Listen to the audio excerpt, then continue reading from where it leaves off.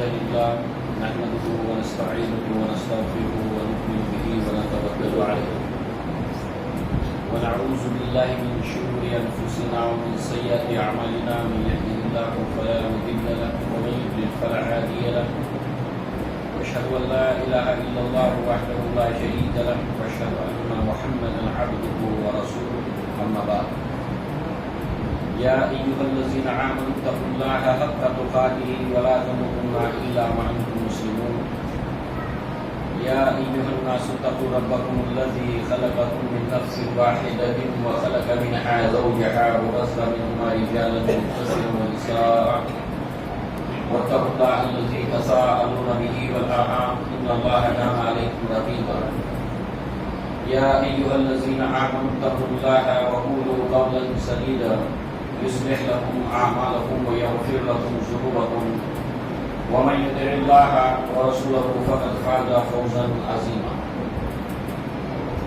فإن خير الحديث كتاب الله وخير الهدي هدي محمد صلى الله عليه وسلم وشر الأمور محدثاتها وكل محدثة بدعة وكل بدعة ضلالة وكل ضلالة في النار وقال الله تبارك وتعالى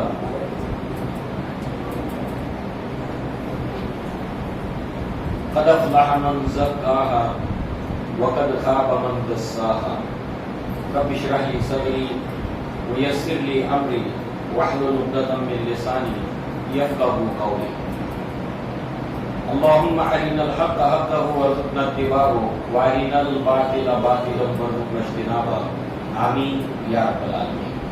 مسلیان اور خواتین اسلام، خطبہ حاجہ کے بعد سورہ والشمس کی 2 آیات آپ نے سماعت فرمائی اور اسی نسبت سے جس عنوان کے تحت آج ہم گفتگو سنیں گے وہ عنوان ہے تزکیہ نفس. چونکہ ایک مبارک مہینہ ہم سے قریب ہو رہا ہے، ہم اس سے قریب ہو رہے ہیں. یہ بابرکت مہینہ تزکیہ نفس کے لیے بہت زیادہ معاون ہے، یعنی مدد کرنے والا ہے. اس نسبت سے ہمیں اس مہینے سے بھرپور فائدہ اٹھانے کی کوشش کرنی چاہیے اور وہ فائدہ ہم اس طرح اٹھا سکتے ہیں کہ ہم اپنے نفس کے تزکیہ کی فکر کریں اور ایک مومن اس بات کو لے کر ہمیشہ فکر مند رہتا ہے کہ وہ اپنے نفس کا تزکیہ کرتا رہے. اللہ تعالیٰ نے اپنے جنتی بندوں کے جو خوبیاں، جو صفات بیان کی، ان میں یہ ایک صفت ان کی بیان کی، والذین هم للزکاۃ فاعلون، کہ وہ لوگ زکات کے اوپر دائم اور قائم ہمیشہ رہتے ہیں، ہمیشہ اس بات کے اوپر وہ فعال رہتے ہیں کہ وہ اپنے نفس کا تزکیہ کرتے رہیں. اس کی ضرورت کیوں پیش آتی ہے؟ اس لیے کہ جس طرح ہم یہ بات جانتے ہیں کہ انسان لباس پہنتا ہے تو وہ گندا ہو جاتا ہے، تو ضرورت پیش آتی ہے کہ اس کو صاف کیا جائے. انسان کا بدن میلا ہو جاتا ہے تو ضرورت پیش آتی ہے کہ اس بدن کو غسل کے ذریعے سے صاف کیا جائے. مکان گندا ہو جاتا ہے تو انسان اس کی صاف صفائی کرتا ہے، رنگ و روغن کرتا ہے اس کو. تو گویا کہ جیسے ہمارے مشاہدات میں ہے کہ یہ چیزیں گندی ہوتی ہیں تو ہمیں اس کے صاف کرنے کی ضرورت پیش آتی ہے، ایسے ہی انسان کا جو نفس ہے وہ گدلا ہوتا رہتا ہے تو ضرورت پیش آتی ہے کہ اس کو بار بار پاک کیا جائے. جیسے کپڑے کو بار بار صاف کیا جائے، مکان کو بار بار صاف کیا جائے، ایسے ہی اس نفس کو پاک اور صاف کرتے رہنا چاہیے. اور جنتی بندے اس کے اوپر کاربند رہتے ہیں، انہیں اس کا احساس ہوتا ہے. اس نسبت سے ہمیں سب سے پہلے یہ جاننا ہوگا کہ نفس کیا ہے اور تزکیہ کہتے کسے. اسی کو ہم کہتے ہیں معرفت النفس. نفس کی معرفت، نفس کی پہچان. نفس ہے کیا، اس کو آئیڈینٹیفائی کرنا، اس کی شناخت کرنا. تو سب سے پہلے نفس کیا ہے، اس کی ماہیت کیا ہے. اللہ تعالیٰ نے کئی ایسی چیزیں پیدا کی ہیں، تخلیق کی ہیں، جو آنکھوں سے دکھائی نہیں دیتی، کانوں سے سنائی نہیں دیتی، مگر ان کا وجود ہے. ہوا چلتی ہے، اس کا وجود ہے. جب پتے ہلنے لگتے ہیں تو اس علامت سے ہم کہتے ہیں کہ ہوا چل رہی ہے. جسم ٹھنڈک کو محسوس کرتا ہے، فرحت محسوس کرتا ہے، ہم کہتے ہیں ہوا چل رہی ہے، ہوا بند ہو گئی ہے. تو دکھائی نہیں دیتی، سنائی نہیں دیتی، مگر اس کا وجود ہے. ایسی اللہ نے بہت سی چیزیں بنائی جسے ہم دیکھ نہیں سکتے مگر اس کو محسوس کر سکتے. انہی میں سے ایک ہے نفس. یہ پہچانا جاتا ہے اس کی علامتوں سے، اس کے وجود کا وہ احساس ہمیں کراتا ہے. نفس کیسے پہچانے اس کو، اس کی علامتیں کیا ہیں؟ اللہ تبارک و تعالیٰ نے اسی سورت کے اندر، سورہ والشمس کے اندر نفس کی قسم کھائی. علماء نے، اسلاف نے، مفسرین نے اس نفس کی عظمت پر اس کو دلیل قرار دیا کہ قرآن میں اللہ تعالیٰ نے اپنی مخلوقات میں سے بعض مخلوقات کی قسم کھائی ہے، گویا کہ وہ مخلوق جو اللہ نے پیدا کی اور ان کی قسم کھائی، گویا کہ اس کی وہ عظمت کی دلیل ہے.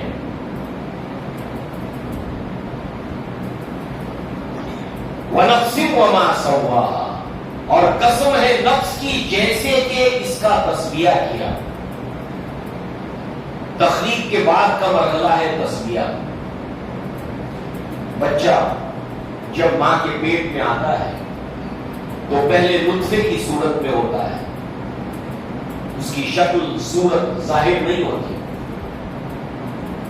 اس کے بعد وہ مختلف مرحلوں سے بدل کر علقہ، مخلقہ، غیر مخلقہ، ان تمام مرحلوں سے گزرنے کے بعد اس کی مکمل جب صورت گری کا مرحلہ آتا ہے تو اسی کو تسبیہ کہتے ہیں، یعنی دو پلک درست کرنا، اس کی صورت گری کرنا.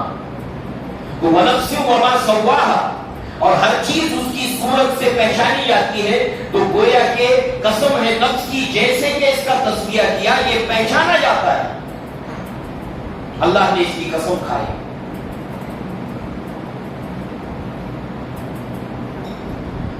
اس کی پہچان کیا ہے؟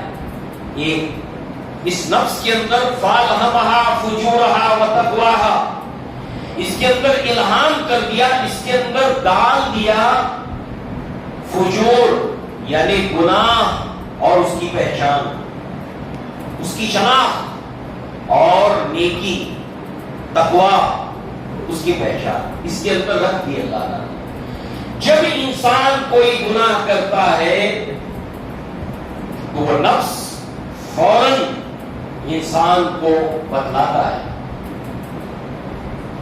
تو ظالم ہے، تو نے یہ ظلم کیا ہے، اپنے سے کمزور کو تو دباتا ہے، اپنے سے طاقتور کے سامنے اس کی خوشامد کرتا ہے،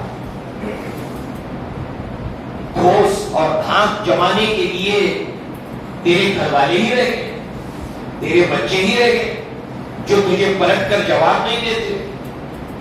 وہ تیری بیوی جو تیری دن رات تیرے بچوں کی تیری خدمت کرتی ہے، گھر گرہستی کو سنبھالتی ہے، اس کے اوپر زیادتی کرتا ہے. تو کسی نوع کا انسان ظلم کرے، وہ نفس جو ہے وہ اس کو کچوٹے لگاتا ہے، جس کو آپ عرف عام میں کہتے ہیں کہ میرا ضمیر مجھے ملامت کر رہا ہے.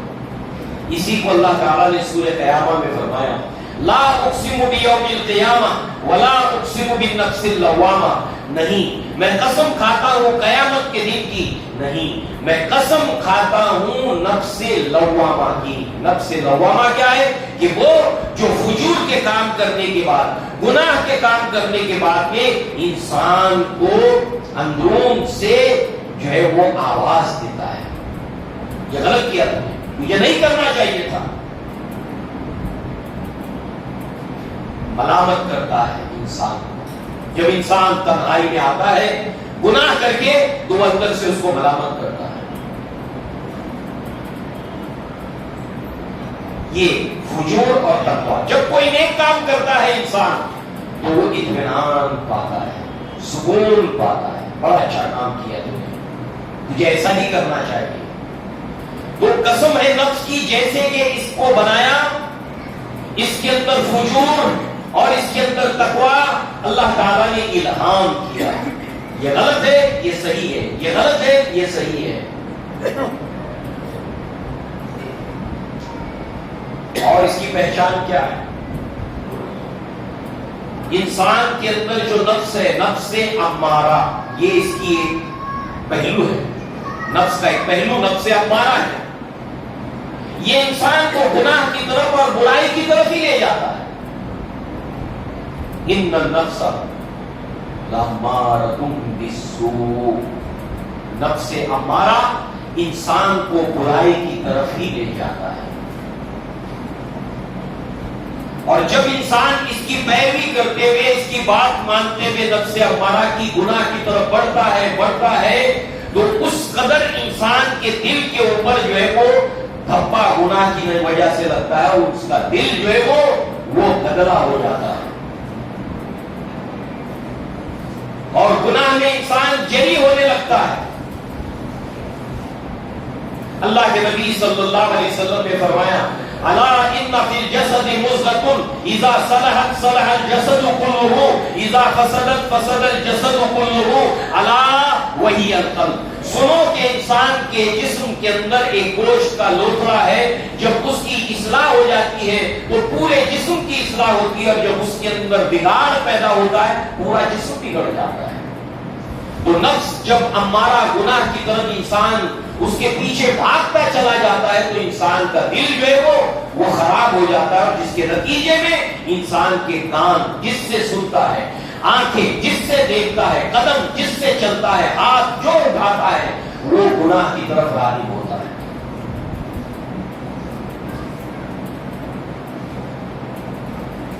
پھر انسان جب نیکی کی راہ پر چل پڑتا ہے،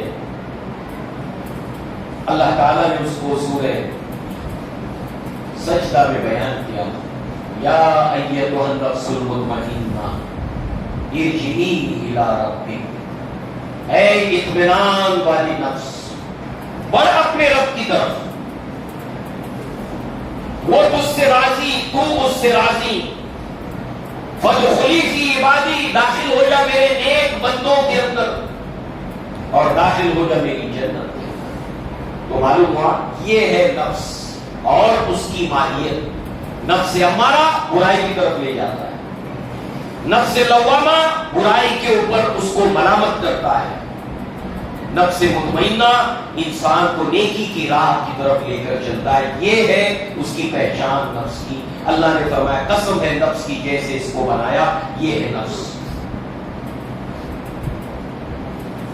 اور اس سے غافل ایک مومن نہیں ہو سکتا، اس سے غفلت ایک مسلمان نہیں برت سکتا۔ آگے تفصیل آئے گی انشاءاللہ۔ اب یہ ہے نفس۔ اب اس کا تزکیہ، تو تزکیہ ہے کیا؟ اس کے دو معنی ہیں، ایک پاک اور صاف کرنا، نیٹ اینڈ کلین کرنا، اور ہر چیز کی صفائی کا ایک طریقہ ہوتا ہے۔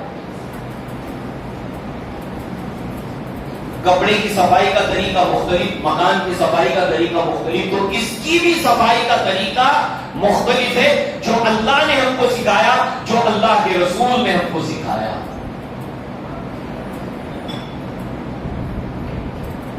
اس کو پاک کرنا، کیونکہ گناہ کی وجہ سے یہ گندلا ہوتا رہتا ہے۔ دوسرا پروان چڑھانا جیسے کہ کوئی باغبان، جیسے کہ کوئی مالی کوئی پودا لگاتا ہے، اس کو باڑ لگاتا ہے، اس کو کھاد پانی ڈالتا ہے اور اس کو پروان چڑھاتا ہے، ایسے پروان چڑھانا. اور اس کی ضد ہے اس کو دبا دینا، ختم کر دینا. اللہ تعالیٰ نے اسی سورت کے اندر فرمایا قد افلح من زکاہا، جس کسی نے اس نفس کا تزکیہ کیا وہ کامیاب ہو گیا. وقد خاب من دساہا، اور جس نے اس کو دبایا، دساہا دبانے کو کہتے ہیں اور عربی زبان کا مقولہ ہے تبین الاشیاء باضدادھا، اشیاء کی حقیقت ضد سے سمجھ میں آتی ہے. دبانا اس کی ضد ہے ابھارنا.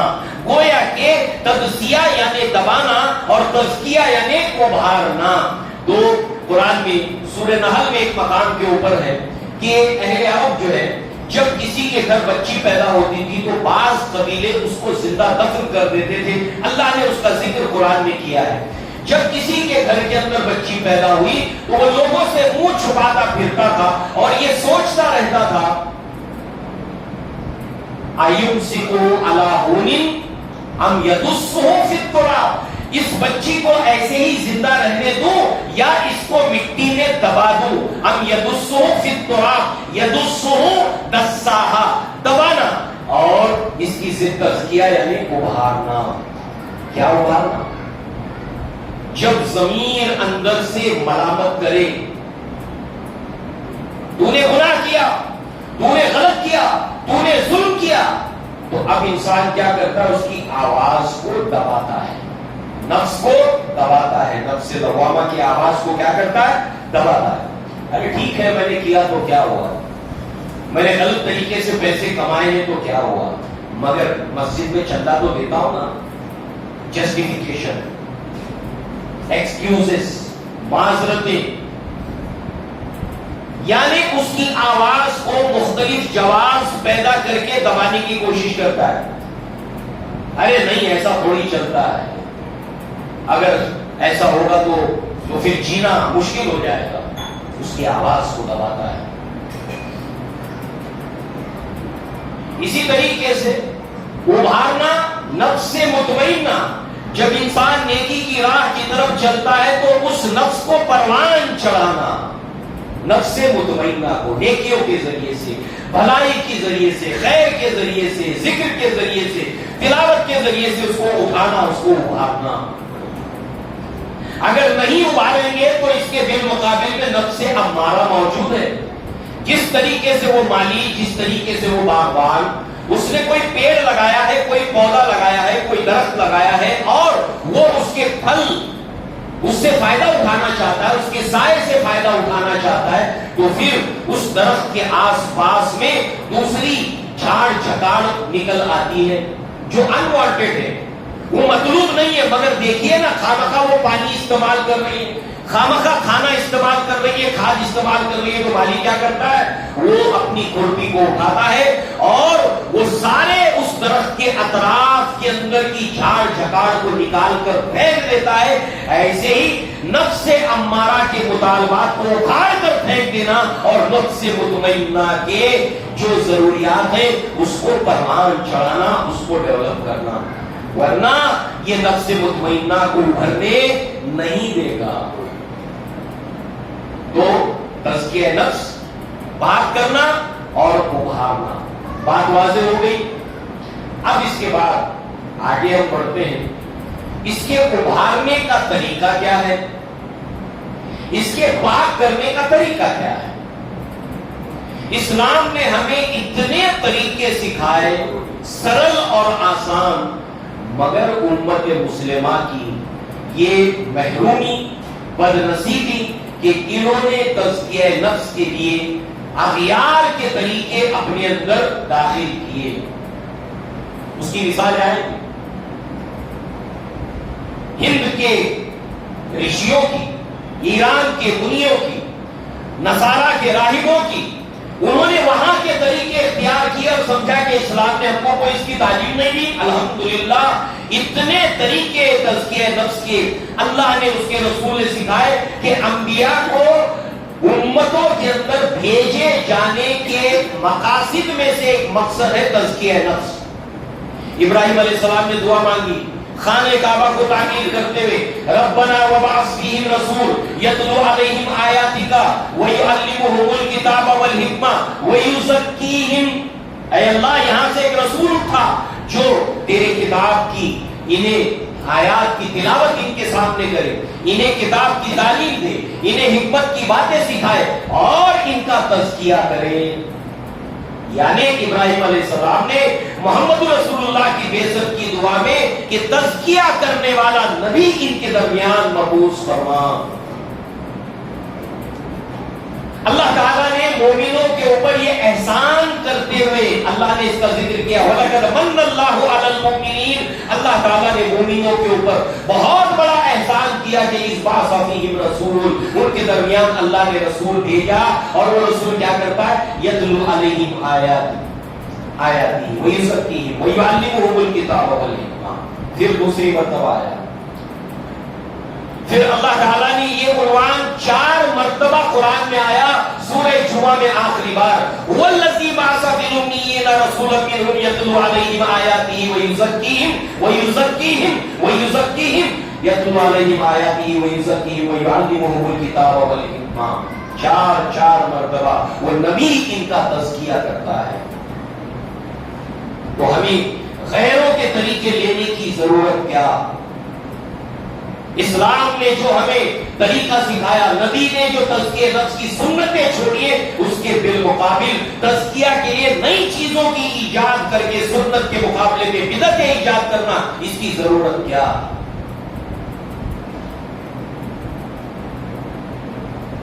اس نسبت سے اللہ کے نبی نے, اللہ تعالیٰ نے ہمیں وہ طریقے بتائے. بہت سے ہیں مگر سارے ہم تفصیل میں اس کے نہیں جا سکتے. چند رمضان کے مہینے کو سامنے رکھیے اور ان ایک ایک طریقوں کو تزکیہ نفس کے سامنے رکھیے اور اس ماہ مبارک سے فائدہ اٹھائیے, اپنے نفس کا تزکیہ کیجیے, اس کو پروان چڑھائیے. نمبر 1, توحید, اس کو پروان چڑھانا, اپنے ایمان کے اندر اس میں اضافہ کرنا اور اس کے ساتھ ساتھ شرک, اس سے اجتناب کرنا. تزکیہ نفس کا پہلا طریقہ. اب آپ دیکھیے کس طرح سے انسان اللہ تعالیٰ کی عبادت کرنے کے ساتھ ساتھ اس کے اندر ملاوٹ کر کے شرک کی اپنے نفس کو گندہ کرتا ہے. اور اللہ نے قرآن میں فرمایا سورہ یوسف میں, وَمَا يُؤْمِنُ أَكْثَرُهُمْ بِاللَّهِ إِلَّا وَهُمْ مُشْرِكُونَ. انسانوں کی اکثریت اللہ کو مانتی ہے, اس پر ایمان رکھتی ہے, مگر شرک بھی کرتی ہے. مثال دیکھیے, ایک تو شرک جلی ہے جو کھلا آنکھوں سے دکھائی دیتا ہے, کانوں سے سنائی دیتا ہے, مگر ایک شرک وہ بھی ہے جو خفی ہے, پوشیدہ ہے. تو اہل ایمان کو ہمیشہ چوکس نہ رہنا ہے اس سے.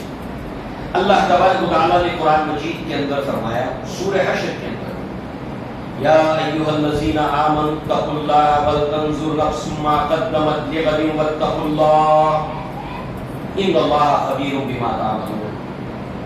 اے اہل ایمان, اللہ سے ڈرو. یا ایھا الذین آمنوا اتقوا اللہ, ایمان والوں سے کیا کہا گیا؟ اللہ سے ڈرو. وَلْتَنْظُرْ نَفْسٌ مَا قَدَّمَتْ لِغَدٍ, اور ہر نفس یہ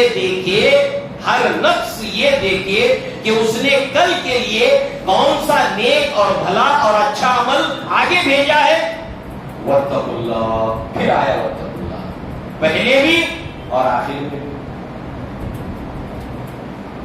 إِنَّ اللَّهَ خَبِيرٌ بِمَا تَعْمَلُونَ, تم جو کچھ کر رہے ہو اللہ اسے دیکھ رہا ہے. اب پہلے بھی تقویٰ, آخر میں بھی تقویٰ, اور درمیان میں کہا گیا کہ ہر انسان دیکھے کہ آگے عمل کیا بھیجا ہے. اب آپ دیکھیں, ایک انسان صبح سویرے اٹھا, قیام اللیل اس نے کی, وتر کی نماز کو بچا کر رکھا کہ آخری نماز یہی ہے. اب بڑے سکون کے ساتھ تنہائی کے اندر اس نے قیام اللیل کو ادا کیا, وتر کی نماز کو ادا کیا, اللہ تعالیٰ سے خوب دعائیں مانگی, اور اس وقت خلوص تھا، اخلاص تھا، اس وقت جو ہے وہ اللہ تعالیٰ کے ذکر کے اندر دل بالکل گم ہو گیا، مگن ہو گیا اور نفس اطمینان پایا. کسی کو نہیں خبر، آپ کو معلوم ہے اور اللہ کو معلوم ہے. صبح کے اندر جب آپ گھر سے نکلے تو دوستوں سے ملاقات ہوئی، آپ نے جمائی لی، آنکھیں آپ کی لال ہے. دوست نے پوچھا کیا بات ہے، رات میں سوئے نہیں کیا؟ آنکھیں تمہاری دکھائی دیتی ہیں لال، جمائی بھی لے رہے ہو. اب وہ کہتا ہے کہ ہاں تھوڑا صبح میں تہجد میں اٹھا تھا، بہت مزہ آیا عبادت میں، برباد کر دیا. عمل کی جب ابتدا ہو تو خلوص اور اخلاص کے ساتھ میں ہو، للہیت کے ساتھ میں ہو. ابتدا تو اچھی تھی، انما الاعمال بالنیات، مگر اختتام اس عمل کا برباد ہو گیا. اس لیے کہ اس کے اندر پہلے ریا پیدا ہو یہ ضروری نہیں، مگر خلوص کے ساتھ کیے گئے عمل کے بعد میں بھی اس کے اندر ریا پیدا ہوتا ہے. لہذا واتقوا اللہ واتقوا اللہ. ہر نفس یہ دیکھے کہ اس نے کیا عمل آگے بھیجا ہے. عمل کرنے سے پہلے اللہ سے ڈرو، اپنی نیت کو درست کرو، اور عمل کرنے کے بعد اس کو ریا سے بچاؤ. عمر بن الخطاب رضی اللہ عنہ جب اللہ تعالیٰ سے دعائیں مانگتے اس میں یہ بھی مانگتے کہ اے اللہ میں نے جو نیکیاں کی ہیں تو اسے مجھے بھلا دے، فراموش کرا دے، مجھے وہ نیکیاں یاد نہ رہے.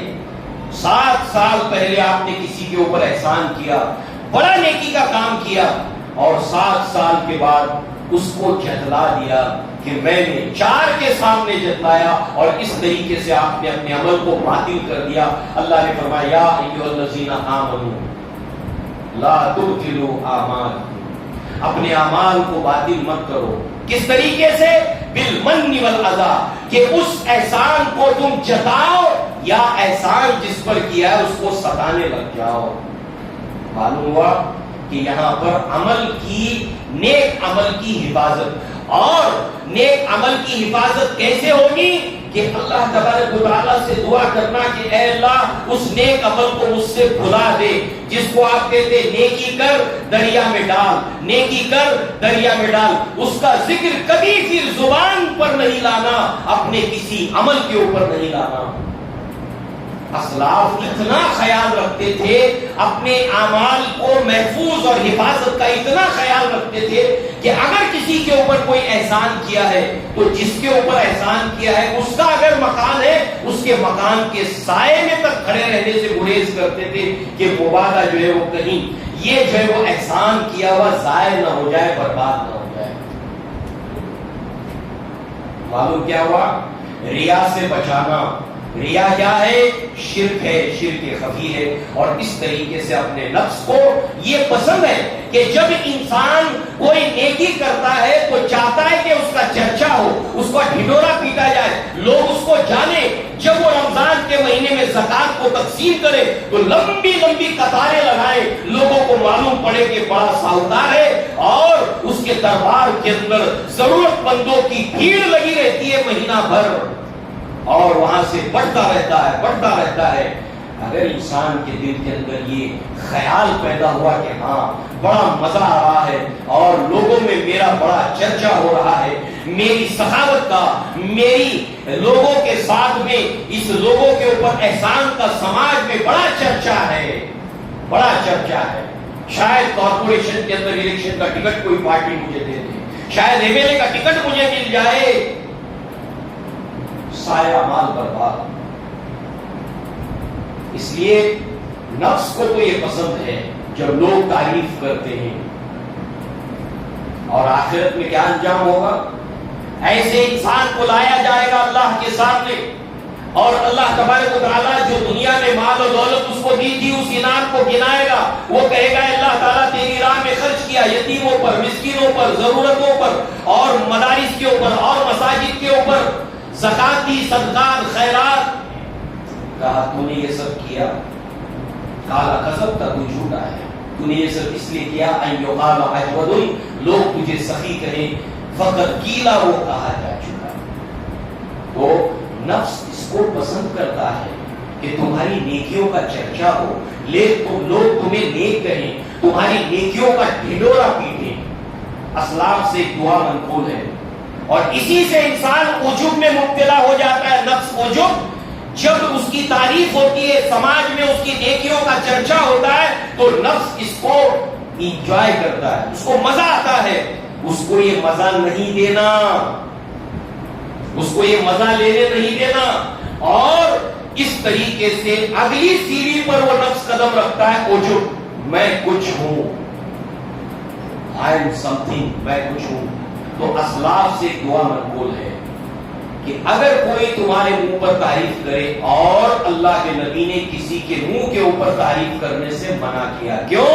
اس لیے کہ نفس کو تعریف سننا پسند ہے، تنقید سننا پسند نہیں ہے، کوئی اس کی برائی کرے یہ پسند نہیں نفس کو۔ اور عمر بن خطاب رضی اللہ عنہ کہتے کہ لوگوں، تم اگر ہمارے کاموں پر، ہماری پالیسی پر اگر غلطی ہے، تم تنقید نہ کرو تو تمہارے اندر کوئی بھلائی نہیں ہے، ہمیں ٹوکو، ہمیں روکو اگر کہیں غلط پاؤ تو۔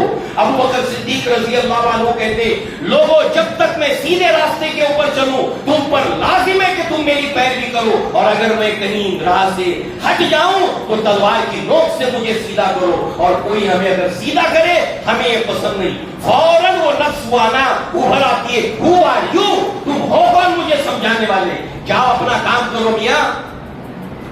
نفس کو کسی کی اصلاح کے کلمات پسند نہیں، کسی اور کو جا کر سمجھاؤ۔ اور دیکھیں، عمر بن خطاب کہتے ہیں کہ تم اگر ہم پر تنقید نہ کرو تم میں خیر نہیں، اور اگر ہم تمہاری تنقید کو قبول نہ کریں تو ہمارے اندر کوئی بھلائی نہیں ہے۔ معلوم ہوا، اگر کوئی ہماری اصلاح کے لیے کوئی بات کہے، اس کو قبول کر لینا، تسلیم کر لینا نفس پسند نہیں کرتا ہے۔ بھائی پلیز آپ ایسے بات نہ کرو، میں روزے سے ہوں، تو اب اس کی بات کو کیا کر لینا، مان لینا۔ نفس ماننے کی موڈ میں نہیں ہے۔ تو ایسے ہی یہ رمضان کے مہینے کے اندر نفس کو حق بات کو، خیر کی بات کو تسلیم کرتے ہوئے، اس کو ایکسپٹ کرتے ہوئے اس کا عادی بنانا، اس کی تربیت دینا۔ تقویٰ کی بات ہے، بھلائی کی بات کہی ہے اس نے، اس کو مان لینے کی عادت، تربیت دینا۔ خاموش ہو جانا، ہاں بھائی تم نے بالکل ٹھیک بات کہی، تم نے بھلی بات کہی، جزاک اللہ خیر، تم نے میری آنکھیں کھول دی، تم نے مجھے راستہ دکھا دیا، مجھ پر احسان کیا، میری یہ کمی دکھا کر۔ لہذا وہ دعا کیا ہے؟ ایک تو یہ ہے کہ کوئی کسی کے منہ پر کسی کی تعریف نہ کرے، نفس کو یہ پسند ہے، اور نفس عجب میں مبتلا ہو جاتا۔ عجب یعنی میں کچھ ہوں۔ اور دوسرے یہ ہے کہ کبھی اگر کوئی تعریف کر ہی دے، تعریف کر ہی دے، یا تو وہ شخص نادان ہو سکتا ہے کہ وہ نہیں جانتا کہ تعریف کرنے سے سامنے والے کا کیا نقصان ہے، وہ عجب میں، گھمنڈ میں مبتلا ہو جائے گا، یہ نہیں جانتا ہے۔ یا پھر یہ ہے کہ وہ بہت چالاک ہے، تم سے کوئی اپنا مفاد حاصل کرنا چاہتا ہے، دونوں نقصان دہ۔ فائدہ کیا، سوچ آخر تو بھی تو دانا ہے، اصل دوستی نادان کی ہے، جی کا جنجال ہو جائے گا۔ اور اگر چالاک ہے تو اقبال نے بچوں کے لیے نظم لکھی، کسی بھی مکھی سے کہنے لگا یہ مکڑا، ہر روز اس راہ سے ہوتا ہے ہر روز گزر تمہارا، مگر میری کٹیا کی جاگی نہیں کبھی قسمت، بھولے سے تم نے کبھی پاؤں نہ رکھا۔ مکھی کہتی ہے کہ میں تمہاری باتوں میں آنے والی نہیں، ایک مرتبہ جو تمہاری تحریر چڑھا زندہ واپس لوٹ کے نہیں آیا۔ اب یہ مکڑا دیکھتا ہے کہ یہ جال میں پھنسنے کو تیار نہیں، تو اس کی تعریف شروع کر دیتا ہے، تمہاری قلبی ایسی، تمہاری آواز ایسی۔ اب اس تعریف سے وہ پسیج جاتی ہے، اور عورتیں تو تعریف کو بہت جلدی جلدی قبول کرتی ہیں۔ سنیے اے مسلمان، اے اسلامی ماں اور بہنوں، کسی کی تعریف میں نہ آؤ، اللہ کے نبی نے اس کو قبول کرنے سے منع کیا، نفس اس کو پسند کرتا ہے۔ اور پھر جانے دنیا میں آنے والی کتنی عورتوں نے اپنی تعریف کو سن کر اپنی زندگیوں کو برباد کیا، اپنے خاندانوں کو برباد کیا، اپنی بچیوں کی زندگی کو تباہ و برباد کر دیا، اپنے بچوں کو لاوارث کیا۔ اللہ تعالیٰ نے عورتوں سے مخاطب ہو کر سورہ نور کے اندر فرمایا اگر کبھی کسی نامحرم سے گفتگو کی ضرورت پیش آئے بحالت مجبوری تو لوچ کے ساتھ بات نہ کرو. جس کے دل میں کوئی بیماری ہے وہ سمجھ لے گا کہ اس کے دل میں میرے لیے کچھ ہے, تبھی تو ایسے بات کر رہی ہے. کرختگی سے بات کرو, اسٹریٹ فارورڈ بات کرو, جتنا سوال اتنا ہی جواب دو. لہذا تعریف کو قبول نہ کرو. اور پھر اسلاف سے یہ دعا کہ کوئی نادان کر ہی دے, مائیں اور بہنیں سنیں اس دعا کو. اگر یاد نہیں ہے تو اس کی ترجمہ اور ترجمانی ذہن میں بیٹھا لے. اللہم لا تؤاخذنی بما یقولون, اے اللہ یہ جیسے میرے بارے میں کہہ رہے ہیں, میری تعریف کر رہے ہیں, اس کے مطابق تو میرا حساب نہ لے. واغفر لی ما لا یعلمون, اور مجھے معاف کر دے جو میرے اندر خرابیاں گناہ جو میں نے کیے ہیں, جو خرابیاں مجھ میں ان کو پتا نہیں ہے. اگر ان کو معلوم ہو جائے گا کہ میری اوقات کیا ہے, میں کس طرح کا انسان ہوں, تو پھر یہ مجھ سے بجائے میری تعریف کرنے کے میری مذمت کرے. تو وہ چیزیں جو یہ نہیں جانتے میرے بارے میں, اے اللہ اس کی تو معافی فرما. اس لیے کہ تعریف کو اگر آپ نے قبول کیا, تعریف کو آپ نے قبول کیا, جیسے کسی نے کسی عورت کی تعریف کی کہ اوپر والے نے تمہیں فرصت میں بنایا, معاذ اللہ ثم معاذ اللہ, اور اس عورت نے اس کو قبول کر لیا تو اللہ تعالیٰ اس کے مطابق حساب مانگے گا. حساب دے گئے عورت, تو نے قبول کیا نا اس بات کو, تو اے اللہ جیسے میری یہ تعریف کر رہے ہیں اس کے مطابق تو اس میری گرفت مت فرما, میرا مواخذہ مت کر, مجھے پکڑنا. مثال کے طور پر کسی نے کہا کہ آپ کے جیب کے اندر, جو آپ بڑے امیر آدمی ہو, آپ کے جیب میں تو ہمیشہ 1 لاکھ روپیہ رہتا, آپ کے جیب میں 100 روپے سے زیادہ نہیں رہتا, مگر 4 میں آپ کی تعریف ہو رہی ہے, تو آپ نے اس کو قبول کر لیا کہ ٹھیک ہے 1 لاکھ. اب کسی چور نے سن لیا اور اس کے بعد لگ گیا آپ کے پیچھے, نقصان ہوا نا, وہ سمجھا تمہارے جیب میں سچ مچ ہے. ایسے ہی اگر آپ نے اس تعریف کو قبول کیا تو اللہ تعالیٰ اس کے مطابق اس کو حساب لے گا. تو یہ جیسے کہہ رہے ہیں اس کے مطابق تو میری پکڑ نہ فرما. نمبر 2, واغفر لی ما لا یعلمون, جو یہ نہیں جانتے میرے بارے میں, اے اللہ تو اس کے اوپر مغفرت فرما دے. وجعلنی خیرا مما یظنون, اور میرے اندر ایسی بھلائیاں پیدا فرما کہ ان کی گمان اور سوچ تک وہاں پر نہ جا سکے, نہ رہے بانس نہ بجے بانسری. میری بھلائیاں میرے اندر کیا ہے, میں ان کو پتا چلے, نہ میری یہ تعریف کر سکے. میں بھلائیوں کا حریص ہوں, میرے اندر اچھائیاں پیدا فرما, میرے اندر خیر پیدا فرما, مگر وہ ان کو پتا نہ چلے. یہ ہے نفس. اپنی اچھائیوں کو, اپنے اچھے انسان کو ایکسپوز کرنے کی کوشش نہیں کرنا, ظاہر کرنے کی کوشش نہیں کرنا. نفس چاہتا ہے جو بھلائی کرے دنیا میں وہ معلوم ہو, لوگوں کو ڈنکا بجے, میڈل ملے, نام ہو, ناموری ہو. نفس کو اس کا لطف لینے کا موقع نہیں دینا.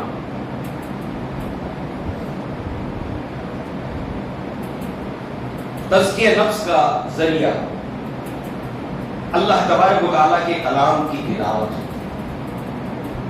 اللہ تعالیٰ نے قرآن مجید کے اندر فرمایا, یا ایھا الناس, اے انسانوں, قد جاءتکم موعظۃ من ربکم, کہ آ گیا تمہارے پاس تمہارے رب کی جانب سے موعظہ, نصیحت و بھلا کلام. یہ کیا ہے؟ اللہ نے فرمایا شفاء لما فی الصدور. یہ اللہ کا کلام, یہ اللہ کی آیات کیا ہے؟ یہ سینوں کے اندر جو روگ ہے, بیماریاں ہیں, اس کا علاج ہے. سینوں میں روگ کون سے ہیں؟ وہ ہے حسد. سورہ نساء میں اللہ تعالیٰ نے فرمایا, اہل ایمان سے خطاب کرتے ہوئے, اللہ تبارک و تعالیٰ نے اپنی نعمتوں کو بندوں کے اندر تقسیم کیا ہے, لہذا اللہ نے کسی کو کوئی نعمت دی ہے تو تم اس کی تمنا نہ کرو. اللہ نے آپ کو کچھ دیا, مجھے کچھ دیا, ان کو کچھ دیا, سب میں اللہ نے اپنی نعمتوں کو تقسیم کیا. مگر ایک انسان, ایک عورت خامخواہ حسد کے اندر مبتلا ہو جائے, جلن کے اندر مبتلا ہو جائے, اس کو کیوں ملا, مجھے کیوں نہیں ملا, اب مجھے نہیں ملا تو اس کے پاس جو ہے وہ بھی برباد ہو جائے, وہ بھی تباہ ہو جائے, اور اسی کو لے کر دروازے کھولتا ہے شیطان. جادو ہے, حاسب ہے, جانے کن کن بدبخت عاملوں کے پاس یہ جاتی ہیں اور یہ اس طریقے سے دوسرے کی خوشیاں، دوسروں کو جو اللہ نے نعمتیں دی ہے اس کی دشمن بن جاتی ہے، دشمن بن جاتا ہے انسان۔ اللہ نے دی ہے نا، تمہیں کیا تکلیف ہے اللہ کی نعمت سے؟ اللہ نے فرمایا تم اللہ سے دعا مانگو، اللہ کے فضل کے خزانے میں بہت کچھ ہے، اللہ تمہیں کچھ اور دے دے گا۔ اگر اللہ نے سب کو ایک جیسا بنایا ہوگا تو ہر ایک کی امپورٹنس ختم ہو جاتا ہے۔ ایک کارخانے کے اندر، کمپنی کے اندر سب یونیفارم پہن کے آتے ہیں، ایک جیسا یونیفارم، اب کسی کے کپڑے کی کوئی اہمیت نہیں رہے گی، ورنہ 8 گھنٹے کی ڈیوٹی کے اندر کوئی کسی کے کپڑے کی تعریف کرتا، کہاں سلایا ہے، کہاں سے لایا ہے، کہاں لیا ہے، جیسے ولیمہ میں ہوتا ہے، جیسے شادیوں میں ہوتا ہے۔ ہر کوئی چاہتا ہے کہ میں بڑھ کر زیورات پہنوں، ہر کوئی چاہتا ہے کہ میں بڑھ کر یہ کروں، اور اس مہینے کے اندر ہم ایک یونیفارم انوائرمنٹ سے گزرتے ہیں۔ تم بھی روزے دار، میں بھی روزے دار، کس کو دکھاؤ گے؟ سب ایک جیسے ماحول کے اندر ہے۔ تو اس کے اندر مہینے بھر اس کو تربیت دینا اس بات کی کہ کسی عمل کے اندر، کسی چیز کے ذریعے سے اپنے نفس کو، اس کو ظاہر کرنے کی جو اس کے اندر خواہش ہے، اشتہا ہے، وہ پوری ہونے نہیں دینا، اور نفس امارہ کو دبانا، نفس مطمئنہ کو ابھارنا، اس طریقے سے وہ پاک ہوتا ہے۔ تو قرآن مجید کی تلاوت شفاء لما فی الصدور، سینوں کے اندر کون سے روگ ہیں؟ حسد، کینہ، بغض، عداوت، نفرت، ان ساری چیزوں کا علاج ہوتا ہے۔ آپ کا دل پریشان ہے اور آپ قرآن مجید کو پڑھنا شروع کر دیں اور آپ اس کو سمجھ بھی رہے ہو، آپ کے دل کے اندر سے یہ گندگی پاک ہونے لگتی ہے، صاف ہونے لگتی ہے، اور آپ کا دل ہلکا پن محسوس کرتا ہے، آپ کا نفس ہلکا محسوس کرتا ہے، اچھا محسوس کرتا ہے، اطمینان محسوس کرتا ہے۔ یا ایتھا النفس المطمئنہ، اے اطمینان والی نفس۔ اس قرآن مجید کے اندر اللہ تبارک و تعالیٰ نے باعتبار مضمون، شاہ ولی اللہ دہلوی رحمہ اللہ کہتے ہیں 3 طرح سے اللہ تعالیٰ نے اپنے بندوں کو نصیحت کی ہے قرآن کے اندر۔ ایک تذکیر بالمعاد، آخرت کی آیات کو لے کر، اس کا تعلق جنت سے بھی ہے، اس کا تعلق جہنم سے بھی ہے۔ تو عبداللہ ابن رواحہ قرآن مجید کی سورہ مریم کو پڑھتے ہیں، اس کی تلاوت کرتے ہیں، اور تلاوت کا معنی بھی آپ سمجھ لیجیے۔ تلاوت کے معنی ہوتے ہیں کسی چیز کے پیچھے پیچھے چلنا، کسی چیز کو فالو کرنا۔ اونٹ کے لیے عربی زبان میں کئی نام ہیں، جبلن اونٹ کو کہتے ہیں، ایبل اونٹ کو کہتے ہیں، ناگا اونٹ کو کہتے ہیں، شکرت الناکا اونٹ کو کہتے ہیں، تلون اونٹ کے بچے کو کہتے ہیں، تلوتن اونٹ کے بچی یعنی اونٹنی کو کہتے ہیں، بچی اونٹنی کو کہتے ہیں۔ تو تلون یا تلوتن اس اونٹنی کے بچے کو کہتے ہیں جس نے اپنی ماں کا دودھ پینا چھوڑ دیا اور اب غذا کی تلاش کے اندر اپنی ماں کے پیچھے پیچھے پیچھے پیچھے چلتا ہے۔ گویا قرآن مجید کی آیات کے پیچھے پیچھے چلنا، تلاوت کرتے ہوئے، اس کو سمجھتے ہوئے، وہ جو راستہ دکھا رہا ہے اس راستے پر چلتے چلے جانا، اپنی سوچ کو قرآن مجید جیسے بنانے کی دعوت دے رہا ہے، اس کے مطابق اپنی سوچ کو ڈھالنے کی کوشش کرنا، اپنے احساسات کو اس کے مطابق ڈھالنے کی کوشش کرنا، یہ تلاوت ہے۔ تو آپ سورہ مریم پڑھتے ہیں، آیت آتی ہے وَإِنَّ مِنْكُمْ إِلَّا وَارِدُهَا، تم میں سے کوئی بھی ایسا نہیں ہے جس کو اس پل صراط پر سے گزرنا نہیں ہے۔ زار و قطار رونے لگتے ہیں، اپنی بیوی کے پہلو کے اندر سر رکھ کر رونے لگتے ہیں۔ بیوی پوچھتی ہے میرے سرتاج کیوں رونے لگے آپ؟ وجہ بتائیے کہ میں وجہ جان کو رہوں کہ آپ روتے ہیں، اور اگر آپ وجہ نہیں بتاتے تو آپ کو روتا ہوا دیکھ کر میں روؤں گی کہ میرے شوہر کا درد میرا درد، میرے شوہر کا دکھ میرا دکھ، میرے شوہر کی تکلیف میری تکلیف۔ دیکھیے صحابیات کا کردار یہ نہیں ہے کہ تم کو جو کرنا ہے کرو، جیسے لانا ہے لاؤ، مگر عید کے اندر یہ چیز ملنی چاہیے مجھے۔ اور ایک صحابیہ وہ ہے کہ جو آپ کا درد وہ میرا درد، اگر آپ وجہ نہیں بتاتے تو میں آپ کو روتا ہوا دیکھ کر روؤں کہ میرا شوہر دکھی ہے، میرا شوہر تکلیف میں ہے۔ کہا میں تو اس لیے روتا ہوں کہ اللہ تعالیٰ نے فرمایا وَإِن مِّنكُمْ إِلَّا وَارِدُهَا، تم میں کوئی بھی ایسا نہیں ہے جس کو اس پل صراط کے اوپر سے گزرنا نہ ہو. یہ پل صراط ہے، اس کے نیچے جہنم ہے اور اس کے اندر سادان کے بڑے بڑے آنکڑے لگے ہوئے ہیں. جب پل صراط پر سے انسان گرے گا تو ان سادان کے کانٹوں میں سے کٹتے ہوئے پھٹتے ہوئے بالآخر جہنم میں جا گرے گا. اور اس پل صراط کے اوپر سے ہر ایک کو گزرنا ہے. میں نہیں جانتا کہ میرے ساتھ میں تمہارے ساتھ میں کیا معاملہ ہوگا اس پل صراط کے اندر. اس چیز نے مجھ کو رلا دیا. تذکیر بالمعاد، آخرت کی آیات. جب یہ آیات انسان پڑھتا ہے تو اللہ کا خوف اس میں آتا ہے، اللہ کا ذکر اس کے دل کو نرم کرتا ہے. یہ قرآن دلوں کو نرم کرتا ہے. لو انزلنا هذا القرآن على جبل لرأيته خاشعا متصدعا من خشية الله وتلك الأمثال نضربها للناس لعلهم يتفكرون. اگر ہم اس قرآن کو کسی پہاڑ پر نازل کرتے، یہ پہاڑ جتنا اوپر ہے اتنا ہی اس کے اندر ہے. یہ اتنا مضبوط پہاڑ اللہ کے خوف کے مارے، خشیت کے مارے جو اللہ کے کلام میں تاثیریں ڈھے جاتا، ریزہ ریزہ ہو جاتا. اس کے بالمقابل تمہارے دل کی کیا حیثیت ہے؟ مگر جب دل انسان کا سخت ہو جاتا ہے تو پھر قساوت قلبی کا جب انسان کا دل شکار ہو جاتا ہے تو پھر ہوتا کیا ہے کہ پھر وہ پتھر سے زیادہ سخت ہو جاتا ہے. اور اشد قسوہ، اس سے بھی زیادہ سخت ہو جاتا ہے پتھر سے بھی. کیونکہ اللہ نے فرمایا پتھروں میں ایسے بھی ہے کہ جس میں دراڑ پڑتی ہے اور اس میں سے پانی بہہ پڑتا ہے. پتھر وہ بھی ہے کہ جس میں سے چشمے بہہ پڑتے ہیں. لہذا جو ہے وہ انسان کا دل جب سخت ہو جاتا ہے تو پتھر سے بھی زیادہ سخت. اور قساوت قلبی سے اللہ کے نبی صلی اللہ علیہ وسلم نے پناہ مانگی ہے. اور قرآن مجید کی تلاوت انسان کے دل کو نرم کرتی ہے. فضیل بن عیاض بہت بڑے تابعین میں ان کا شمار ہوتا ہے. پہلے پیشے سے ڈاکو تھے اور جو علاقہ ان کا تھا جہاں وہ ڈاکہ ڈالتے تھے لوگوں کو معلوم تھا تو لوگ راستہ بدل کے لمبے راستے سے گھوم کر جاتے تھے کہ فضیل بن عیاض ڈاکو سے بچنا مشکل ہے، بہت خطرناک ڈاکو. ایک مرتبہ صبح کے وقت ایک قافلہ پڑاؤ کیے ہوئے تھا اور قیام اللیل میں اللہ کا بندہ قرآن مجید کی تلاوت کرتا ہے اور سورۃ الحدید تلاوت کی جا رہی ہے اور فضیل بن عیاض ڈاکہ ڈالنے کے لیے آتے اور کانوں کے اندر یہ تلاوت پڑتی ہے. الم یانی للذین آمنوا ان تخشع قلوبهم لذکر اللہ. کیا لوگوں کے لیے ابھی وہ وقت نہیں آیا ہے کہ اللہ کے ذکر کے آگے ان کے دل جو ہے وہ خشیت کے اندر آ جائیں، اللہ تبارک و تعالیٰ کے ذکر سے ان کے دل ڈر جائیں؟ ابھی وقت نہیں آیا کیا؟ جیسے ہی فضیل بن عیاض کے کانوں سے یہ آیت پہنچی ہے دل دماغ میں، فوراً چیخ اٹھے اے اللہ آ گیا، اے اللہ آ گیا، اور چیختے ہوئے اس بیابان کے اندر بھاگے. اور ایسی زندگی بدلی ہے کہ کبار تابعین کے اندر آپ کا شمار ہوتا ہے. یہ اللہ کی کتاب ہے، اس کے ذریعے سے نفس کا تزکیہ ہوتا ہے.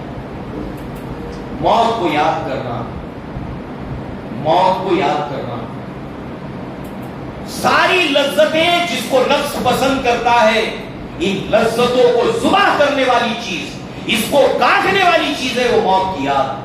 اللہ کے نبی صلی اللہ علیہ وسلم نے فرمایا، آپ سے جب سوال پوچھا گیا کہ عقل مند مومن کون ہے، آپ نے فرمایا اکثرہم ذکرا للموت واکثرہم استعدادا للموت، کہ جو اکثر موت کو یاد کرتے ہیں اور موت کے بعد کی زندگی کی تیاری کرتے ہیں.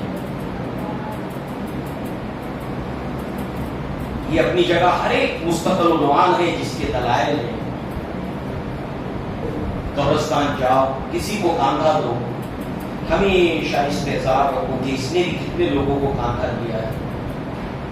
آج یہ لوگوں کے کاندھے پر جا رہا ہے.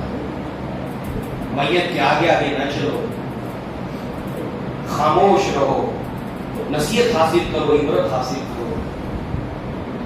آج یہ جسم جس کو 4 لوگ اٹھا کے چلتے ہیں کبھی اپنے پاؤں پہ چلا کرتا تھا.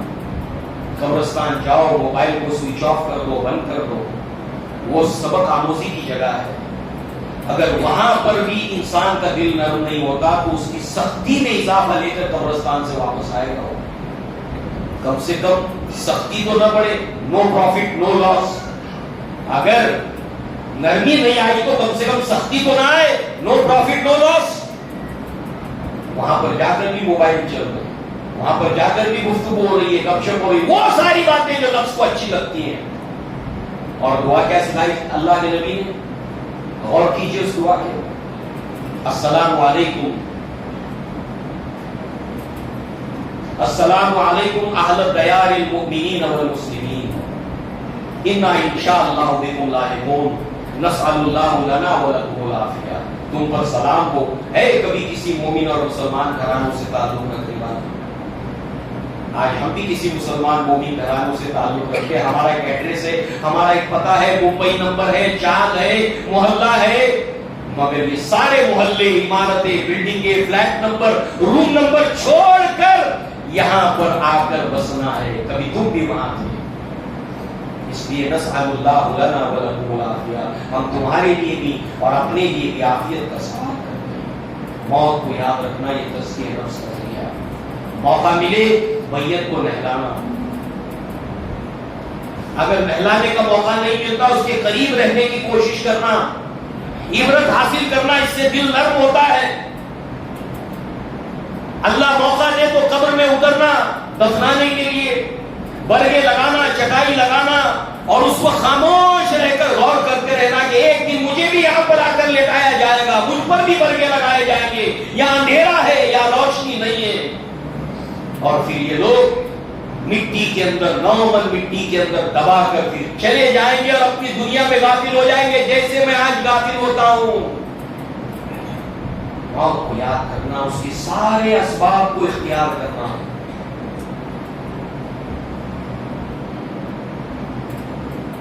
اس کے علاوہ نفس کا محاسبہ کرتے رہنا, اس کے علاوہ کثرت سے اللہ کا ذکر کرنا, اللہ تبارک و تعالیٰ کی تسبیح, اللہ کی تکبیر, اللہ تعالیٰ کی تحمید بیان کرتے رہنا.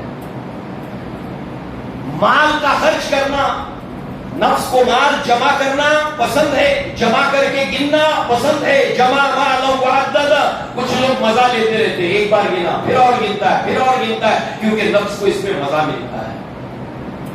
اور خرچ کرنے کے لیے وہ بخل کی تعلیم دیتا ہے. شیطان بخل کی تعلیم دیتا ہے, ڈراتا ہے, ارے اپنے بچوں کا دیکھ, فیوچر کے اندر نئیسا پیر, نموسا پیر, سب سے بڑا ہے پیسہ پیر.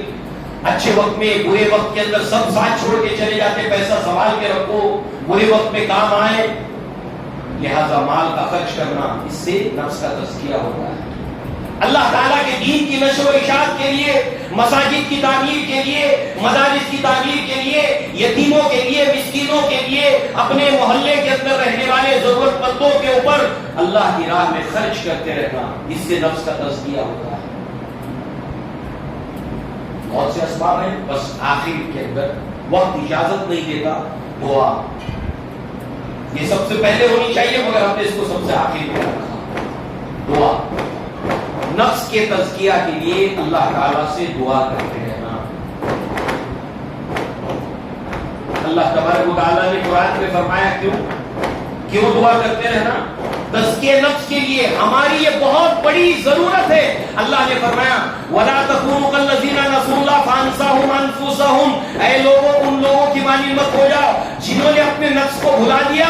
اللہ تبارک و تعالیٰ نے ان کو اپنے نفع نقصان سے بھلا دیا, اپنے نفس سے بھلا دیا, جنہوں نے اللہ کی یاد کو فراموش کر دیا, اللہ تعالیٰ کو بھلا دیا, اللہ کے ذکر کو بھلا دیا. اللہ نے ان کو نفس سے غافل کر دیا, تزکیہ نفس سے غافل کر دیا, نفس کے محاسبے سے غافل کر دیا, اس کی پاکی اور صفائی سے غافل کر دیا. اس لیے ہم محتاج ہیں کہ ہم اللہ کو یاد کرتے رہیں, اور اس کے ساتھ ساتھ نفس کا تزکیہ کرنے والا اللہ ہے. اسی نے اس کو پیدا کیا ہے, اسی نے اس کا تصفیہ کیا ہے, وہ اس کا مالک ہے, وہ اس کا مولا ہے. اللہ نے قرآن مجید کے اندر فرمایا, سورہ نور کے اندر دوسرے مقامات کے اوپر, وَلَوْلَا فَضْلُ اللَّهِ وَبِرَحْمَتِهِ مَا زَكَىٰ مِنكُم مِّنْ أَحَدٍ أَبَدًا. اگر اللہ تعالیٰ کا فضل تمہارے ساتھ نہ ہوتا, اللہ کی رحمت تمہارے ساتھ نہ ہوتی, تو تم میں سے ایک بھی آدمی اپنے نفس کا تزکیہ نہیں کر سکتا تھا, ایک بھی آدمی, اور کبھی بھی نہیں. من احد ابدا کبھی نہیں تزکیہ کر سکتا تھا ایک بھی آدمی. واللہ یزکی ولکن اللہ یزکی من یشاء، بلکہ اللہ جس کا چاہتا ہے تزکیہ کرتا ہے. واللہ سمیع علیم، اور اللہ تعالیٰ سننے والا اور علم والا ہے. سننے والا یعنی کون اللہ سے دعا کرتا ہے اے اللہ میرے نفس کو پاک کر.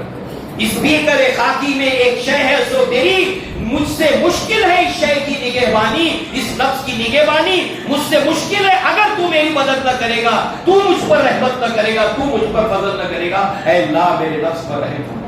ابو بکر صدیق رضی اللہ عنہ تو اللہ کے نبی سے پوچھتے ہیں اللہ کے نبی میں نماز میں کون سی اللہ تعالیٰ سے دعا مانگوں؟ اللہ کے نبی نے فرمایا یہ دعا نماز میں مانگا کرو، اللہم انی ظلمت نفسی، اے اللہ میں نے اپنے نفس کے اوپر بہت ظلم کیا ہے. اللہم انی نفسی ظلمت نفسی ظلما کثیرا، ظلم کثیر میں نے اپنے نفس کے اوپر کیا ہے. ولا یغفر الذنوب، اے اللہ کوئی معاف نہیں کر سکتا سوائے تیرے، الا انت فاغفر لی مغفرۃ من عندک وارحمنی انک انت الغفور الرحیم. اللہ کے نبی نے یہ دعا سکھائی کہ اس کو پڑھا کرو، جب اس کو پڑھو تو غور کرو. فجر کی نماز پڑھ کے چلے گئے، ظہر کی نماز کے لیے آئے، اس درمیان تم نے کیا کیا ظلم کیا اپنے نفس پر، اللہ کے بندوں پر، اس کو سوچتے سوچتے مسجد کے اندر آؤ. اور پھر جب یہ دعا پڑھو گے نا تو اس کے اندر پھر نماز کے اندر خشوع پیدا ہوگا. اللہم انی ظلمت نفسی ظلما کثیرا. ابن ارقم رضی اللہ عنہ فرماتے ہیں اللہ کے نبی صلی اللہ علیہ وسلم کو میں نے یہ دعا پڑھتے ہوئے سنا. کون سی دعا؟ اللہم آت نفسی تقواها وزکیها وانت خیر من زکاها وانت ولیها ومولاها. اے اللہ میں تجھ سے سوال کرتا ہوں کہ تو میرے نفس کو تقوی عطا فرما. آتی نفسی تقوی وزکیہا، تو اس کا تزکیہ فرما، تو اس کو پاک فرما، نفس مطمئنہ کو تو پروان چڑھا. وزکیہا وانت خیر من زکاہا، تو ہی اس کا بہترین تزکیہ کرنے والا ہے. وانت ولیہا ومولاہا، تو اس نفس کا ولی ہے، تو اس نفس کا مولا ہے. اللہم انی اعوذ بک من علم لا ینفع، اے اللہ ایسے علم سے میں تیری پناہ میں آتا ہوں جس کا کوئی فائدہ نہیں ہے، بے نفع علم، اس سے میں تیری پناہ میں آتا ہوں. وَمِن قَلْبٍ لَا يَخْشَعُ، ایسے دل سے میں تیری پناہ میں آتا ہوں تو تجھ سے ڈرتا نہیں ہے. وَمِن نَفْسٍ لَا تَشْبَعُ، اور ایسے نفس سے تیری پناہ میں آتا ہوں جو کبھی بھرتا نہیں ہے، اور چاہیے اور چاہیے، حل من مزید حل من مزید حل من مزید.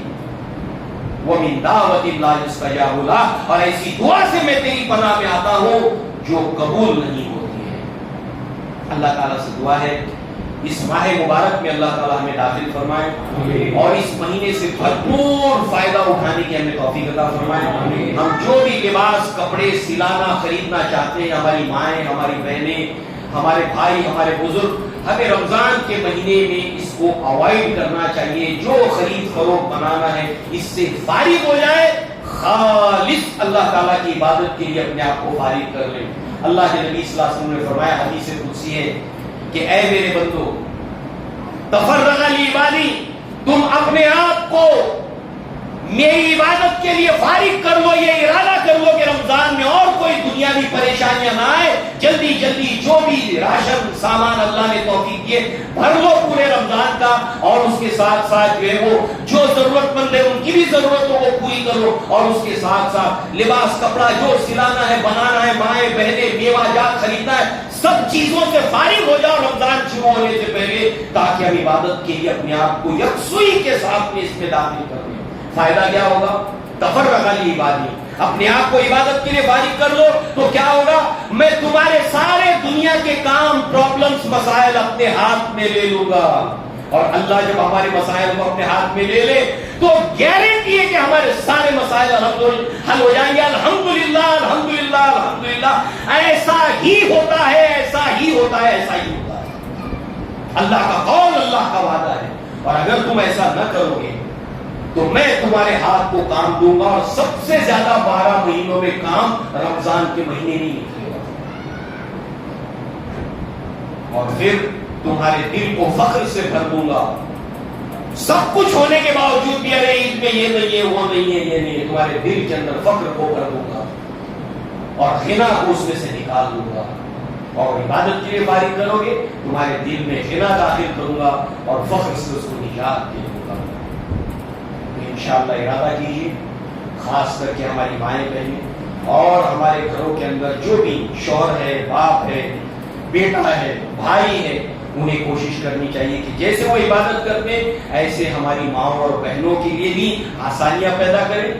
نفس بہت کچھ مانگتا ہے کھانے کے لیے، افطاری کے لیے، سحری کے لیے، مگر کوشش کرے کہ جو کچھ اللہ تعالیٰ میسر کرے آسانی سے اس کے اوپر زیادہ ویسٹ نہیں کریں گے ٹائم، اس کے اوپر زیادہ وقت برباد نہیں کریں گے. انشاءاللہ ہم اس کا ارادہ کریں اور اس کے اوپر عمل کریں گے. آپ سب سے التماس ہے کہ آپ میرے لیے بھی دعا کریں، تمام امت مسلمہ کے لیے دعا کریں. اقول قولی ھذا واستغفر اللہ لي ولكم ولسائر المسلمين والمسلمات واخر دعوانا الحمد لله رب العالمين. السلام علیکم ورحمۃ اللہ وبرکاتہ. سبحان اللہ وبحمدہ.